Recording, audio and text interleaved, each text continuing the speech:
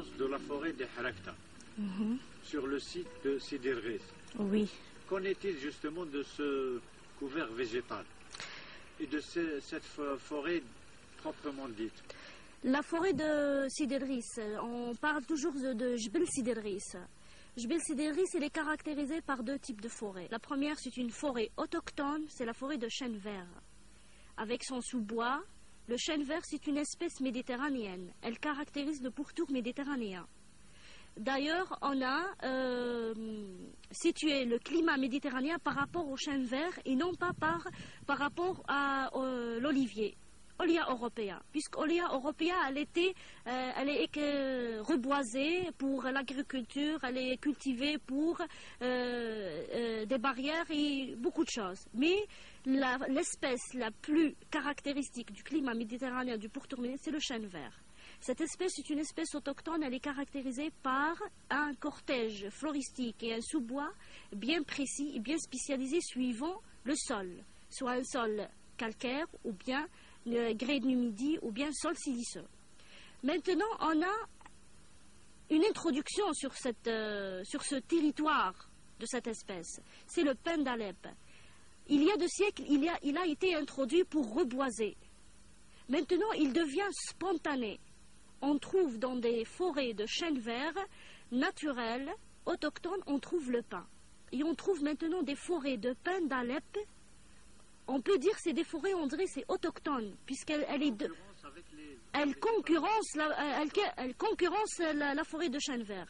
Parce que le pin d'Alep, le sol de la forêt de pin d'Alep, la litière, elle est très épaisse. Cette litière, elle asphyxie toute banque de graines. Donc, elle rend impossible la régénération de la forêt de chêne vert.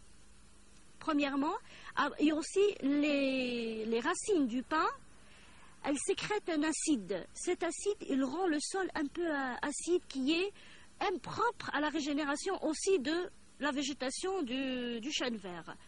Donc, on a 2 types de forêts. La forêt mixte, chêne vert et pin d'Alep, et la forêt autochtone monospécifique, c'est la forêt de chêne vert avec son cortège. Ce milieu, il caractérise la forêt de chêne vert avec son sous-bois, malgré qu'on se trouve en basse altitude de la forêt Sidi El-Ghith, qui est une suite de la forêt de Harakta, qui est une suite de la chaîne montagneuse de l'Aurès.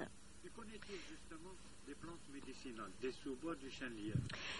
Cette région, elle se caractérise par une richesse très importante de végétation ou d'espèces médicinales.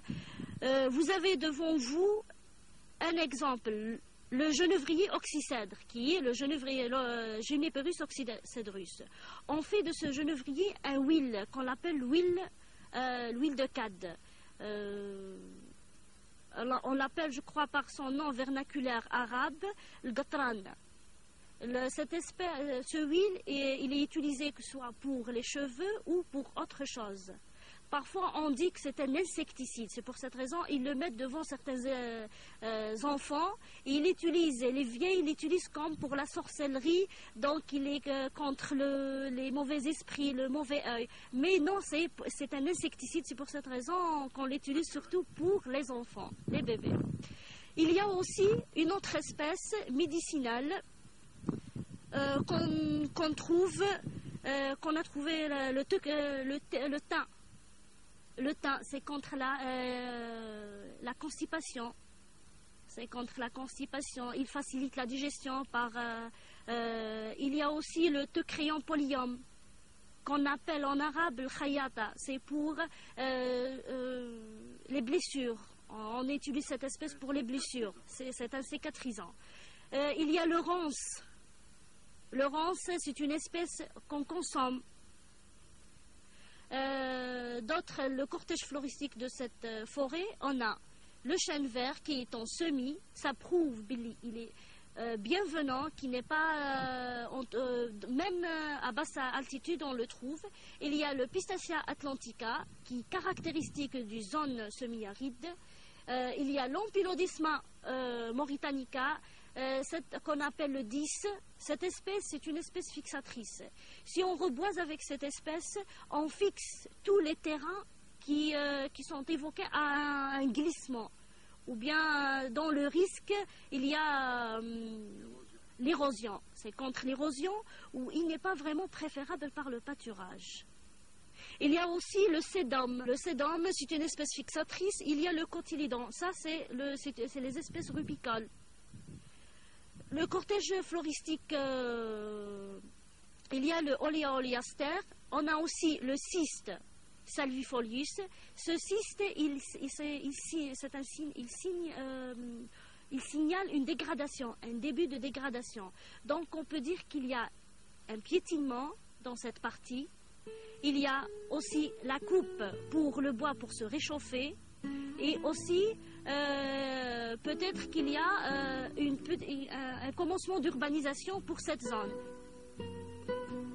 Nous quittons le mont de Ris pour rejoindre la forêt domaniale des Harakta, une forêt que sépare la plaine de Ombouagui de celle de Ris. Et c'est à partir de Ain Beida sur l'axe de Tébessa qu'on s'enfonce dans les dédales de cette dense forêt.